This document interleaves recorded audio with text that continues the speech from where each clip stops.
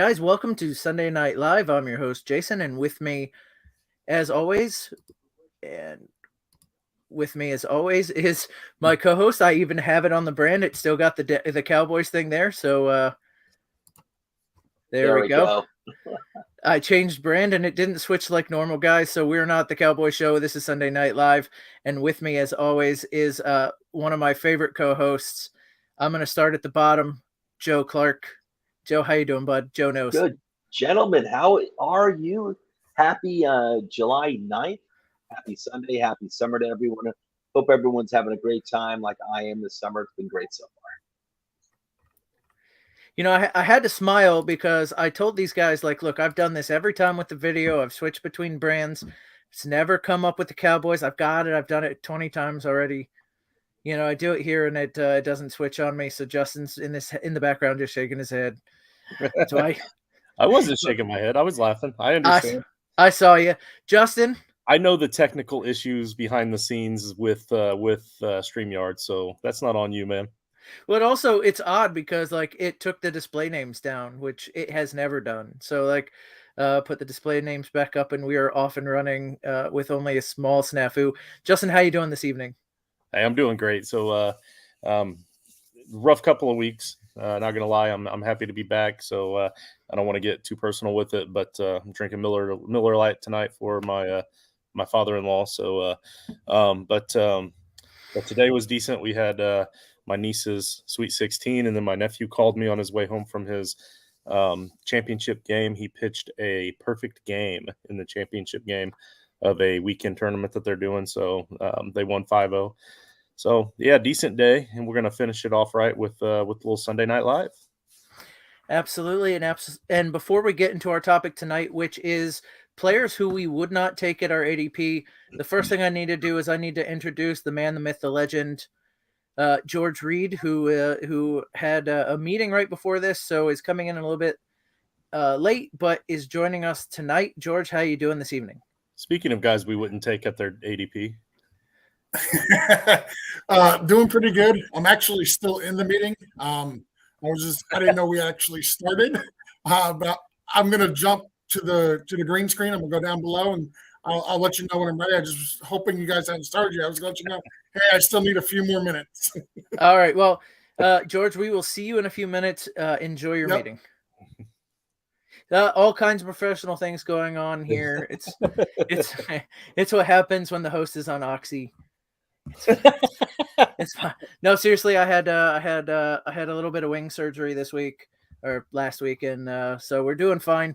But and I did get news from a doctor at my SFB draft. One of the sports doctors was there, and he told me I'd be fine for Canton, and that's all I was really hoping for. I would rehab by Canton, so we'll be good to go.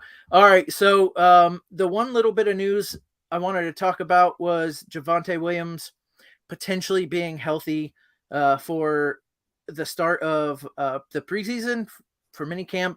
They're talking about that he's going to be healthy. Now, I talked to that same doctor, and George will remember, and I know it's Dr. Jesse, but I can't remember his Twitter handle, so George will have to come on and tell me. But George will remind me exactly. But, you know, in when we talked to him, because we were drafting SFB this weekend, he said, man, I would be very careful in drafting him with what he had, which leads me to believe that he's not actually going to be ready to play. He may be ready to be there. Justin, what do you think about that news? What do you think about him being ready?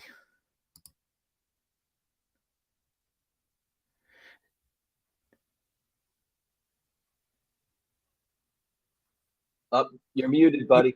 Justin. I think he'll probably play based off of the type of injury and all that, but I don't think that he's going to be that lead back. I think they went out and got P. Ryan for a reason, and if I remember right, in the draft or in the offseason, they picked up somebody else as well. So they are adding depth to that running back room, and it's got to mean that it's because he's not going to be quite ready yet. So even if he might be ready for camp, he might be ready for the preseason, he's not going to play full go at very least until over the halfway mark of the season.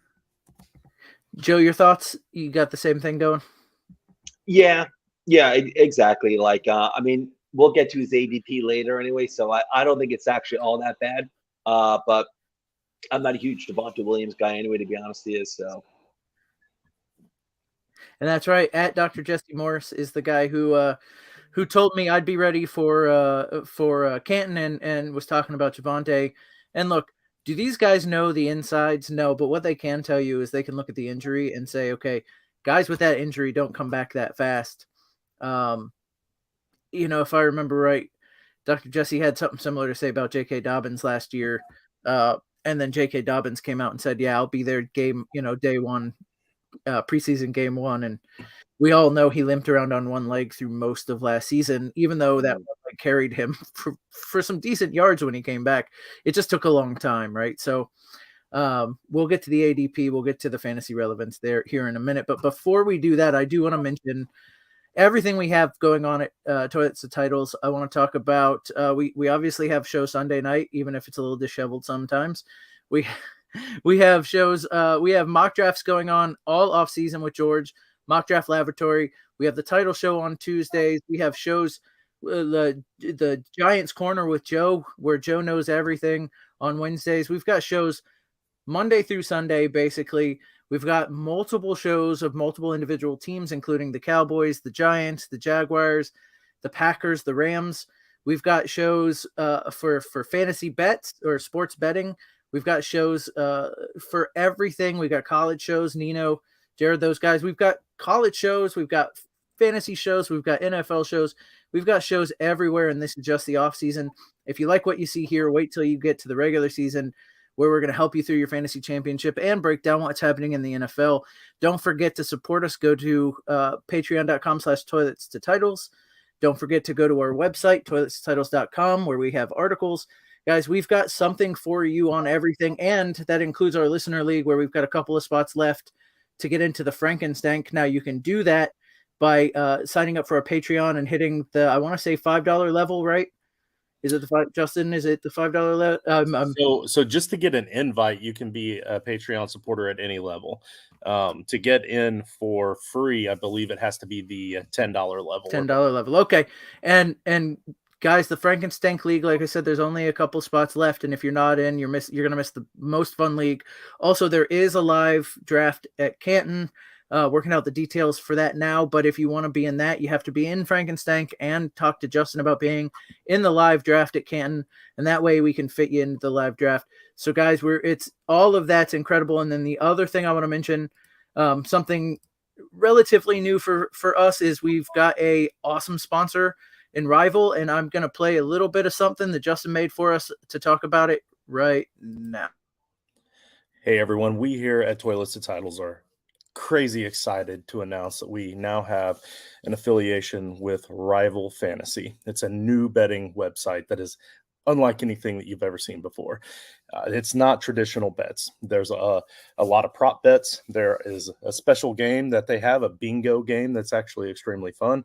I've played their bingo card a little bit with their Major League Baseball, but the NFL is right around the corner, and we know that you've been pouring money into DraftKings. You've been pouring money into all the other places like that. But here's the thing. Like I said, these bets are nothing like that. And since it's a new site, you probably don't have an account. And for a first-time sign-up, they will match your deposit. But here's something a little extra special for you. They'll match that up to $200. So let's say you drop $200 in that new account, and it's now at $400. But if you use this right here and go to joinrival.com/titletribe, just like you see here on the screen, then they're going to kick in an extra bonus $25 just for using our code. And that's up to $200. So if you don't want to drop that much cash on a new site, whatever you drop in there up to $200, they will match, and you'll get the $25 automatically. If you want to go to the website itself and look around first, and you're already on rivalfantasy.com and you're searching around, and then you decide, you know what, this does look pretty fun. You click to start a new account. Make sure you hit that promo code TitleTribe right there. Have fun with it, guys. And we're also going to have a new weekly show rolling out this week for Rival Fantasy and all the different ways to bet on the site. So it's going to be a lot of fun. All right, guys. So as you heard there from Justin, who's not just a pretty face with a pretty pink shirt, He was telling you a way to get some free money from Rival Fantasy just by using the code Title Tribe. So do us a favor and help us out by doing you a favor and helping you out. And look, if we could get the rights to it, it should be that scene from Jerry Maguire, Show Me the Money. Because what happens is when you use Title Tribe, you're showing us the money by showing you the money. We are helping me help you. So help me help you.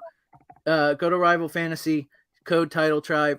Help me help you. All right, guys, we're jumping in. George is still running a little bit late, but that's okay. We're going to jump into the guys we will not take at their ADP. And listen, last week we did guys that we think deserve to be up around from their ADP. Well, that means if we think there's guys that deserve to go up, that means there's probably guys that don't deserve to be in the spots that they're in. Because if we believe that, let's say, Nick Chubb deserves to be in the first round and not the second, that means a guy has to fall. I'm going to start with my first one here. And I'm going to say if Nick Chubb deserves to be in the first round instead of the second round, then I think Stephon Diggs deserves to be in the second round. Now, it's not because I don't believe Diggs is good or that Josh Allen's going to fall out. Here's what I'm going to say. There's a lot of overcorrection this year from last year. Last year, running backs went big in the first round, probably the first 8 picks, 8 to 10 or 8 to 12. This year, you're seeing a run of wide receiver in the first round. And why is that? Because running backs disappointed last year. It's a pendulum swing. And I think the problem with that is it's going too far. I think there's too many wide receivers that last year that were high second round guys are now going in the first round because people don't believe in these running backs. I'm going to tell you, it is constantly a give and take, and running backs are going to be more valuable this year just because you're dropping them down. And with that, there's guys like Nick Chubb and let's say Bijan Robinson, but I know he might be a guy that we'd argue about that deserve to be in the first round that are now getting taken outside of the first round. And with those guys being outside of the first round, like they're just value there and they should be in the first. The other thing about Diggs, of course, we all heard about the he held himself out and this, that, and the other. And Josh Allen can come out and say whatever he wants about everything's fine, everything's whatever. If the coach is mentioning it, he's worried about it. There was something there, even though they're trying to smooth it out. So that's my take on Stephon Diggs. Guys, got anything to add or argue? Real quick. I think Diggs is going to be on Buffalo. He's going to show up. I think he's going to perform. He's not happy. He's made it very clear. Not sure exactly what he's unhappy about. He hasn't made that clear. But I think he's not going to be sulking on the bench I think he'll be on the field and he'll be performing as usual. I'd be a little nervous, but if someone feels comfortable taking him in the first round, I get it. And listen, especially with this first round, that's the thing about these guys. There's a reason. It's not like I'm saying he doesn't deserve to be taken till the third or fourth or fifth or what, like that. It's crazy that you're taking him where you're taking him. It's just that, like, especially in the first round, there's guys I would take over him. Stephon Diggs is that guy for me. Justin, anything to argue with there? Well, I definitely, I'm not going to say argue for sure, because I kind of agree with both of you. But one thing I will say is that this little game here that we're playing, where we decide who, based off of their ADP, doesn't deserve to be a first round pick and who does, that's in a second round ADP, that sort of thing. This part of it was super easy for me. These first couple of rounds, insanely easy when I look at the ADP, because I am a redraft guy. I'm not very good at Dynasty. I am horrible at IDP. I am a redraft guy, and I typically, traditionally, almost always make the playoffs in every single league. And it's because redraft is for running backs. I don't care what they say about value. I don't care what they say about who should go where or whatever. Whatever. You take running backs in the first round. I could see the first 2 or 3 wide receivers. I could even maybe possibly see a Kelsey, depending on your league scoring. I can't see. We're using ADP from Fantasy Pros. We're using half point PPR. We're using one quarterback ADP. At least that was the link that was sent to me. So I hope I'm not acting like a fool here. Okay, cool. So one quarterback leagues, you don't take a quarterback in the first few rounds. I don't care who it is. I will not take a quarterback for the first probably 6 rounds, not even Pat Mahomes. So with that being said, it's easy for me to say that that my guy just like you that deserves to jump up would be Nick Chubb, because he's a running back. He's the next running back on the list. And then my guy to take off of that list, Tyreek, Stephon Diggs, CD Lamb, AJ Brown. I don't care. You pick. All 4 of them should be second-round picks, because there are at least 4 running backs I see that need to be going in the first round in redraft leagues. Listen here, Justin going nuclear on the 0 running back strategy here. Justin just nailed it completely. If you're going to do 0 running back, this might be the year to do it, because there are a lot of later round running backs that have some decent value. Yeah. But don't do 0 running back this year. Like, get yourself 2 or 3 good ones in the first 4 rounds. And depending on where you're at in the first round, like I said, I could see a Kelsey or a good wide receiver early on, or maybe, that up to maybe the 8th pick or so. But get you a couple of good running backs in those first few rounds, and then hit all those good flyers later on. But I'm telling you, if you pass up on solid running backs, then you have to have your late round running backs hit. And look, George isn't here. I do want to give voice to his pick. His was AJ Brown. I can't. He says it feels like he's cheating because he's the 112, but there's so many players he'd rather have. I have a feeling he's a running back guy as well. Just so happens you're on the running back version of Toilets to Titles, because it seems like all 4 of us have the same strategy. It'd be nice if we had somebody on here that didn't have that strategy as a opposing voice, and maybe that's something we'll do for a different show. But we'll do like a head-to-head 0 RB versus like all RB, bully RB is what it sounds like. But I will say I opened I picked 112 in my Scott Fishbowl. You muted yourself somehow. Something you muted at Scott Fishbowl. There we go. Okay, I'm sorry, my mic got unplugged somehow. So at Scott Fishbowl, I picked Bijan and then Eckler back to back at 112. So I love it. I was 1 pick away from CMC and Bijan. I was almost there. I missed it by that. Man. So Eckler had the 6th most receptions in the league last year. That's including all of those precious wide receivers. Yeah. So in a PPR league like that, and first downs, dude, that's huge. It's big. It's big. All right. So I'm gonna go to the second round. I'm gonna go ahead. And, what about me? Well, Joe, it looks like you picked Stephon Diggs. Go ahead, Joe. It's funny because I originally had it as Bijan Robinson, but no, you know what? I was just listening to Justin. I'm like, you know what? I'm actually with you 100%. And I originally had Bijan Robinson. If someone took Bijan as the person that I would probably wait until the second round, just because there were so many running backs, ADP second round, like Chubb, like Derrick Henry, and that's just to name 2. Who I'd feel more secure because Bijan's a rookie. Then again, I could very well wind up. I'd be very happy with Bijan in the first round as well. I think Stephon Diggs, Kelsey, AJ Brown. I think they're all good to take in the. Well, I think they're fine if you want to go with wide receiver or the clear tight end 1 in the first round. However, I'm with you guys. Like, I am so running back centric in redraft leagues. And there's so many damn good ones out there, including a rookie, Bijan Robinson, that me, myself, I got to go. I have to go one of those running backs. And Jason, when you said you got who was it? You got Bijan and Eckler, you said back-to-back first, second round. Oh, that's music to my ears. It's, look, I would have loved one of the big quarterbacks to actually fall to me because it is a 2 quarterback league. It's a super flex league. I would have loved, George got in the 10th as the 10th pick, got Herbert. Herbert was there. I probably would have had to go quarterback, right? But that just means one of the running backs I wanted was gone. So, super happy with those 2 picks. And again, it's because I'm a running back guy. So we're going to try and get through as many as we can. So I'm going to go to the second round, and I'm going to go ahead and go to since I started with you last, Justin, I'm going to go with you next. And I see what you did here. Patrick Mahomes, Josh Allen, and Hurts. Take your pick. Go ahead. So again, that was really just mostly to prove my point on one quarterback leagues, you don't take quarterbacks. I don't care who they are. You wait until after the 6th round, because the value in the points there, you're going to drop drastically at one of the other skill positions, right? So you really need that first round pick to absolutely do you well.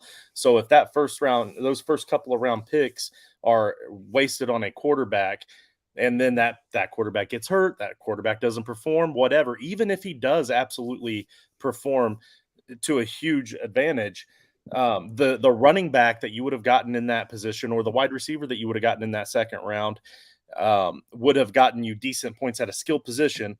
Okay, so it's simple math. It's kind of hard to explain, but like, so if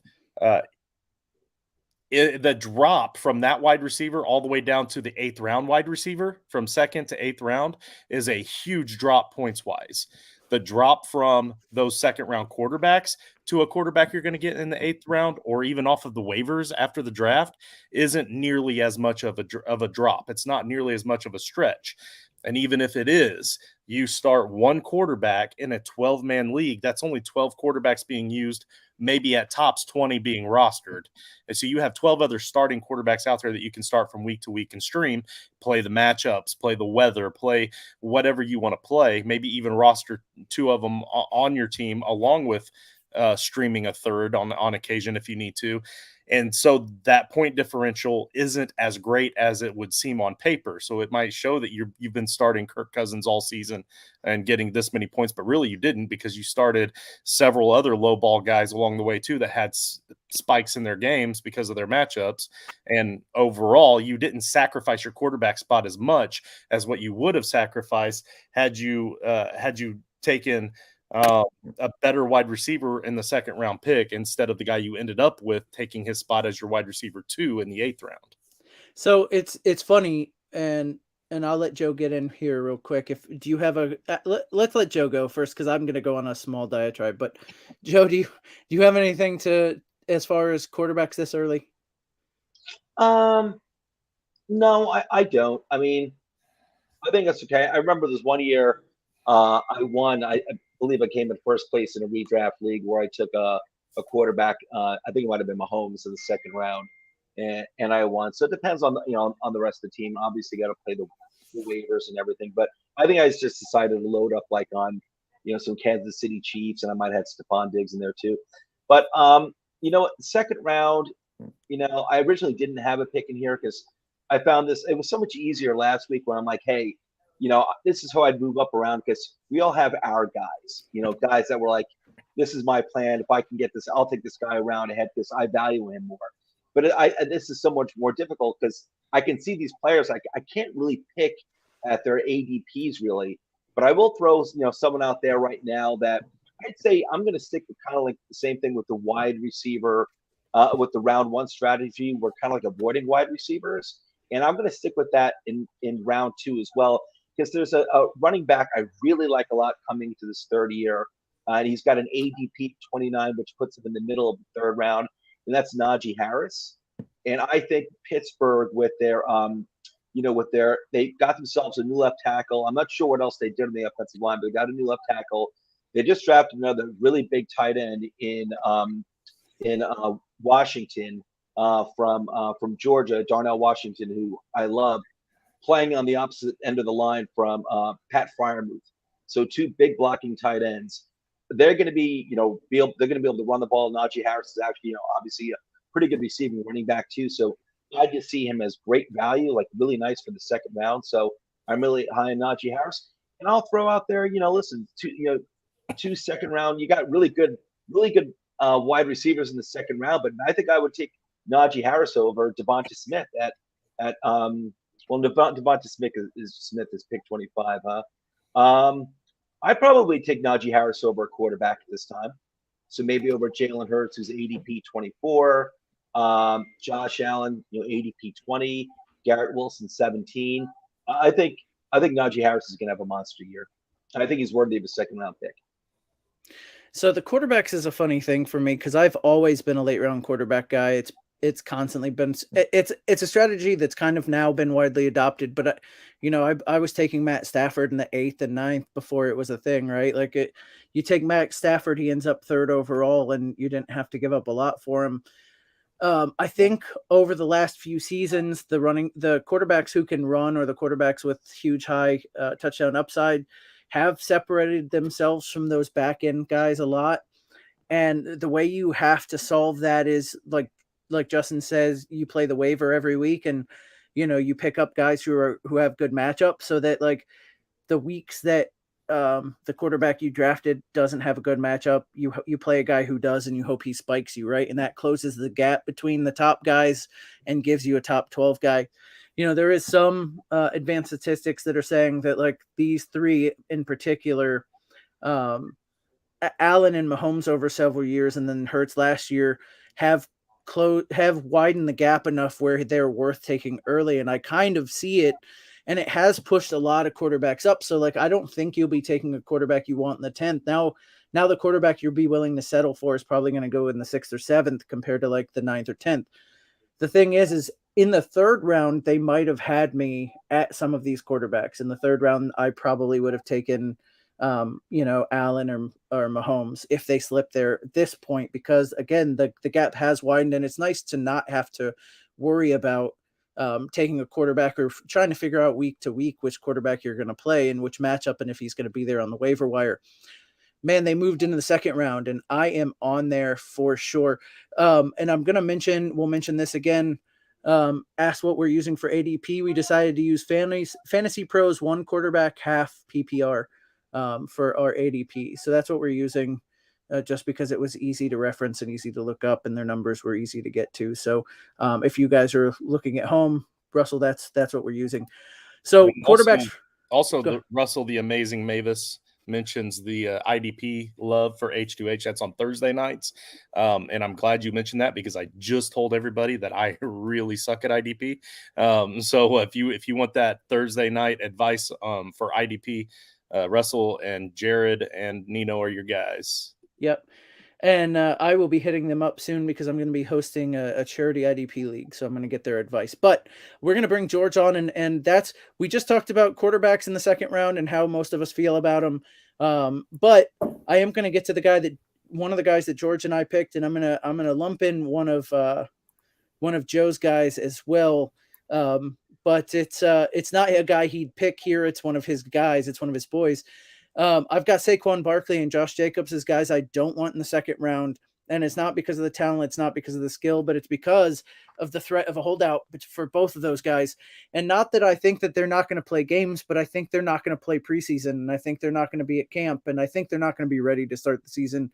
George, is that the same feeling you had as far as Josh Jacobs goes for the 2nd round? Actually, no, I wasn't really worried about the contract or anything like that. What concerns me with Josh Jacobs is right now you're drafting him at his absolute ceiling. So in order to get a return on the value that you're spending on a 2nd round pick for Josh Jacobs, he has to play like he did last year, which is having a career year where he finished as the number 1 overall rushing running back. And with looking at that Raiders team, the way everything's set up, I do say it is a huge downgrade at quarterback. I don't foresee them and Josh Jacobs being able to perform again this year like he did last year. And there's just way too many other players I feel a lot more comfortable taking in the 2nd round than a guy who the only way I'm going to get even close to what I spend in draft capital on him is for him to have another career year. And I can't get on board with that. I'm on board with that too. I mean, it doesn't help. Look, these guys not being under contract means they can't get fined for missing time. Now, the big date for a lot of these guys is that July 17th, I think, is the last day for them to get long-term deals done. And it'll be interesting to see if they actually get them done, or if they have to play under this contract or not play at all. So it'll be interesting to me see if Josh Jacobs and Saquon Barkley actually come into camp and when they show up, because the real issue for me is timing, right? Like, if they don't come into camp, will their bodies be ready to start week 1, or will they get the soft tissue issues we see from guys that end up holding out? and I don't want to deal with that from my second round guy. It's not like I don't think Jacobs, but particularly Saquon Barkley is can be the best running back in the game and for fantasy, because Barkley's kind of done it. I do absolutely think he can and is worth a second round pick, but if he decides not to play for a while, even in the preseason, that could screw week 1 through 4 up. And if you can't make the playoffs, it doesn't matter how good he is in the playoffs. I don't know. That's exactly why I like my running back heavy strategy. That means I can take some risk like that, because that's a league winner. If Saquon does play, if he doesn't get hurt, and you already have 1 or 2 other really good horses in the stable, now you have trade bait, or you have an awesome solid flex that everybody else is jealous of. And then if he doesn't work out, you still have good running backs, so you can still make a decent roster. So I'm okay with Saquon in that second round if you went running back either in the first or in the third and fourth to really cover it up in case something happens. If not, though, if you're taking him in the second and he's your running back, then yeah, I'd be way concerned as well. You did, Jason. All right, guys. Well, we're going to move on to the third round, and we all basically had the same guy. I'm going to let Joe talk about him first, because I haven't let Joe talk first yet. So, Joe, tell us about the guy we've got in the third round and why you don't like him. Yeah, it looks like all of us, or at least most of us, and I do love the player. ADP in the third round, ADP of 30, and that's Breece Hall. Can't wait for Breece Hall to be absolutely healthy and completely back from his ACL. And when I say completely back, I mean, yep, he's going to be on the field sometime this year. But unless you're Adrian Peterson, you're most likely going to take a full year, being on the field before you're even back to being who you are. We saw with Saquon Barkley, 2 years ago, 2 seasons ago, he played back from the ACL, was not the same player. Last season, completely fully back, had a great season. So it takes time. And I think at that point, even at ADP of 30, which is smack dab in the middle, kind of like in the middle or early-ish part of the third round, at that point, like I see some, good wide receiver ones out there, who have ADP in the fourth round, like Keenan Allen and Amari Cooper, who I probably take over Breece Hall at that point.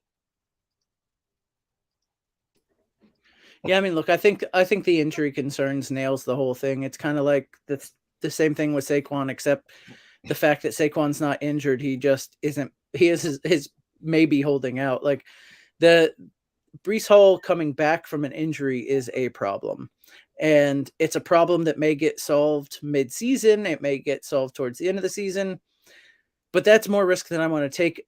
For me, risk is for later rounds. I'm willing to take high upside guys when everybody's a risk. But like in the third round, when there's sure things there, man, it's hard for me to take somebody like Breece. Yeah. George, you had Allen.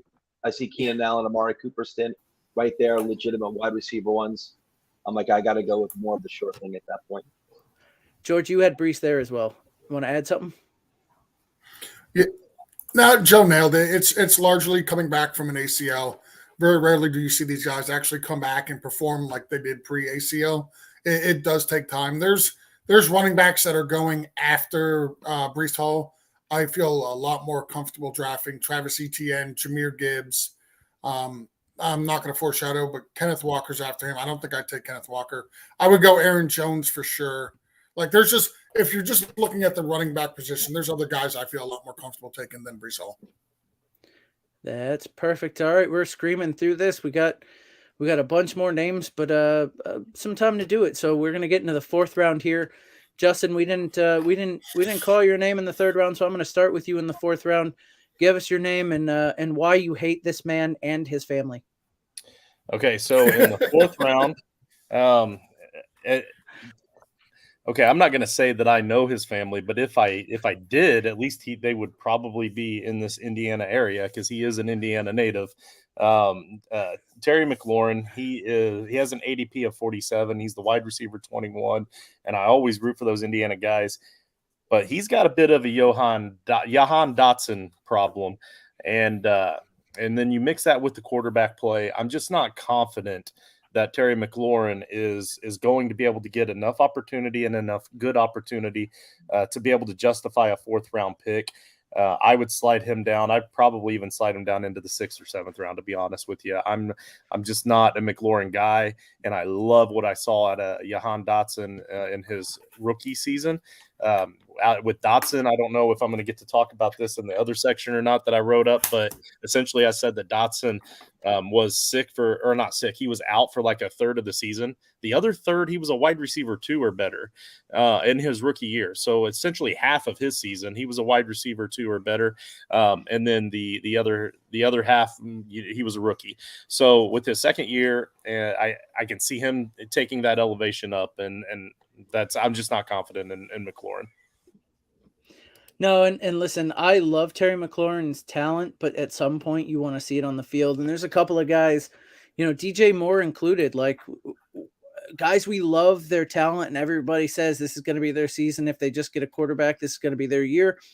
And whether they never get the quarterback, or whether they just don't show it on the field, then the talent doesn't show up on game day. Like some of these guys, we just have to see it happen. And I saw so many wide open passes for Terry McLaurin where he just didn't get the ball. I hate that for him, but maybe at some point you just have to say, okay, this is not it. This is not his year, and he's going above where he should. George, I'm going to take you next. I know you foreshadowed one of the guys just a few minutes ago, so go ahead and talk about your 4th-round guy who you're not taking.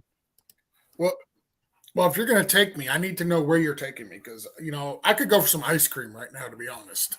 I'm taking you to call out your ADP because we got names to get to, buddy. All right, this one right here is simple. It's Kenneth Walker. Let me look real quick. His current ADP is in the 4th round. It's 40th overall. Like, I like Kenneth Walker. Yes, absolutely, with sprinkles. If you don't get your ice cream with sprinkles, I don't know what you're doing. But the problem Kenneth Walker is going to run into is Zach Charbonnet, and I'm not in the camp that Zach Charbonnet is going to just completely replace Kenneth Walker. I don't think so. But I don't think Kenneth Walker is going to have that workhorse role that he had last year. They did spend a 2nd-round pick on Charbonnet. He is a much better pass catcher. Most of Kenneth Walker's runs last year, his touchdowns were big runs. So he's very explosive. That team is explosive, but I just don't think he's going to get as much volume as he did last year, knowing they're bringing in another 2nd-round pick at running back. So I'm going to fade him at ADP of at 40 right now. It reminds me of the Javonte Williams, Melvin Gordon situation a few years ago in Denver. Yep. Now, who do you take? Well, kind of Excellent. like don't take either of them until later on. No, you take one. You take whichever one is the cheapest. So I would go with Zach Charbonnet over Kenneth Walker. Exactly. And I would have went with Melvin Gordon over Javonte Williams. Yeah, absolutely. That's a great point with that player, Kenneth Walker. And Joe, your 4th-round guy. Look, it's staying on brand with what Justin talked about earlier. Why don't you give us your 4th-round guy and how it's on brand for what we talked about earlier? Yeah, Justin Fields, ADP of 44. So he's smack dab in the middle of the 4th round. And I'm very high in the future of Justin Fields. But I still don't see him having the weapons around him to. And I do think he's going to be even better. I thought he had a nice second year or first full year at the helm last year. I thought he did well, considering that he had nothing to start off with, and then he got. Well, I guess he got like Chase Claypool later on, but it's not saying too much, to be honest with you. I think he's going to have an even better year, but as like the QB6 and taken in the middle of the 4th round, where Justin Herbert had an ADP of like I think it was like Justin Herbert's ADP was behind Fields, and I can't justify that. I think he was the very last pick in the 4th round. I can't justify that. Also, Trevor Lawrence, who I think is going to have a monster year this year. I can't take Justin Fields ahead of those two guys. I know Fields has got a cannon. I know he performed admirably considering that he had nothing to work with last year, and he's an absolute danger with his legs. We're talking about the era of the dual threat quarterbacks. I get that, but listen, having a great pocket passer like Trevor Lawrence, He's going to get you a lot of points too. Justin Herbert can also move with his legs, and he plays with some studs at wide receiver and has playoff experience and everything. I got to go with Justin Herbert. So I saw Fields at 44, and honestly, I'd probably take Dak Prescott ahead of him as well. He's playing on a loaded offense. Yeah, it's tough for me because it's literally. Go ahead, Justin. You put your hand up. So I was just gonna say, so to go along with what I was saying earlier, if you take that quarterback a little too early like that in the 4th round, also agreeing with Joe here, would you rather start Justin Fields at your QB1 and Cortland Sutton as your wide receiver 3, or well, I guess it was a bad example because I used a wide receiver here. So let me look for a running back. Okay, so it would be Samaje Perine, Justin Fields and Samaje Perine as your RB2, or Joe Mixon as your RB2, and a combination of Kirk Cousins, Daniel Jones.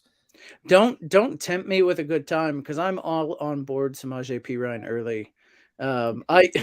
It's tough. I am a big fan of Samaje Perine, especially if they don't add somebody and if Javonte is not ready.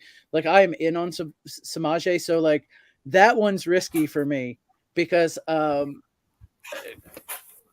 like what Justin Fields can do on the ground. But just to be fair, I am not taking a quarterback. I'm not taking Justin Fields in the 4th. So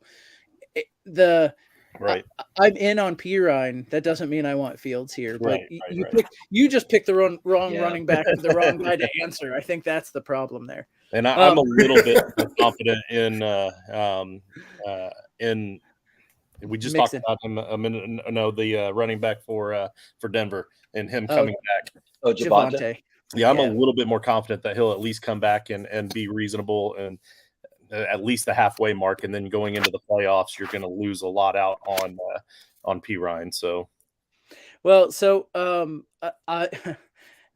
I'm just a big fan. I got to get there first, and then I'll work on dealing Samaje,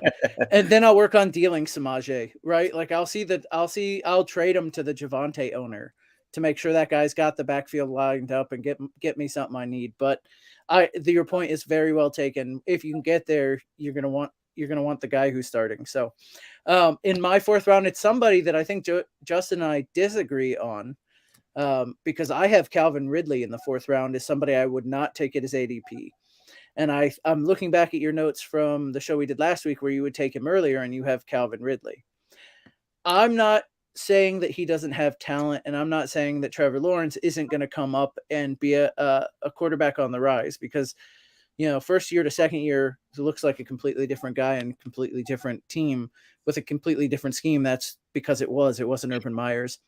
And I do think that Calvin Ridley is an incredible talent. But the problem that I run into is the guy hasn't played football in 2 years. He had personal issues, then he had gambling issues. And the gambling issues weren't something that any of us felt like he deserved a full year for. It's not like he was an addict. It's not like we thought he did something egregious. He was away from the team when he did it, but he did bet on the Falcons, right? So he got a year for whatever reason. Now it's 2 years of no football. I can't take a guy in the 4th round at that ADP who hasn't played football in 2 years. We saw what it was like with Watson, and now wide receivers aren't the same as quarterbacks. We all get it, but we see it with players all the time. You can't just step back on the field and be the wide receiver that you were. And in the 4th round, again, later rounds, I'm fine with taking risk, but there's sure talent in these rounds, and I can't give it up for a guy who hasn't seen the field in a while. Justin, I know you argued, so I'm gonna let you go next. Yeah, no, that's fair. I mean, I can't argue that logic. Like that just makes sense. It's just that to me, what I saw on the field from that guy, it makes me believe that he's going to be able to succeed a lot better. It's not like you use the human predator as an example. I mean, that's the quarterback position, and it's a whole new team. It's a whole new offense. So it's a way different ordeal when it is the quarterback. So and then also that guy has a lot of bad karma going his way. This guy just bet on his Falcons. That's poor decision making. I mean, if you're going to bet on somebody, you don't bet on the Falcons, right? But outside of the poor decision making, I can see him knocking off the rust in just a few games. And then I'm more of the guy that wants to take these chances in these rounds because I know my running backs are going to be solid. I can play and work the game the rest of the season, but I want my guys to be ready in the playoffs because I'm not happy with just making the playoffs. So this is a guy that's going to pay off in the playoffs. So I'm willing to take this risk up in the third round if I got those 2 running backs in the first rounds. But a huge reason why is because of those later round guys that you're going to be able to get at wide receiver to help fill in. I see a lot of wide receivers that I like in those 7 to 9 rounds that are going to really be able to help fill in if Calvin Ridley isn't quite paying off to his ADP. All right, guys, we are bumping up against the clock here. So what I'm going to do is give you guys a lightning round. I'm going to let you guys take a look at your lists while I read off what we can do for you guys here at Toilets for Titles. And then I want you guys give me a name and a quick explanation. But what I'm going to say first, thank you for watching Sunday Night Live with Toilets for Titles. Second, we've got stuff for you all week, including mock drafts, articles, shows going Monday through Sunday. We've got the patreon.com/toilets titles. We also have our new sponsorship with Rival Fantasy code Title Tribe, and they'll match your money and give you an extra $25. So go over to Rival Fantasy and use our code, and that'll help us out, and that'll help you out, help us help you. And with that, Justin, give me the name and round of the guy that you won't take it as ADP. Hey, since we're talking housekeeping, also, if you are not in the Frankenstank and you comment in the comments down below and you tell us that you want in the Frankenstank and we get you signed up, I'm going to have you send me your address and I'll give you this Panini Justin Jefferson rookie card. But you got to put it in the comments here. And then, like I said, you'll DM me with your address and stuff.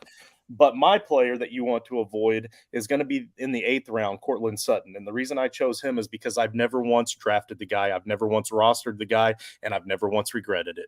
It's never Cortland Sutton. All right, Joe.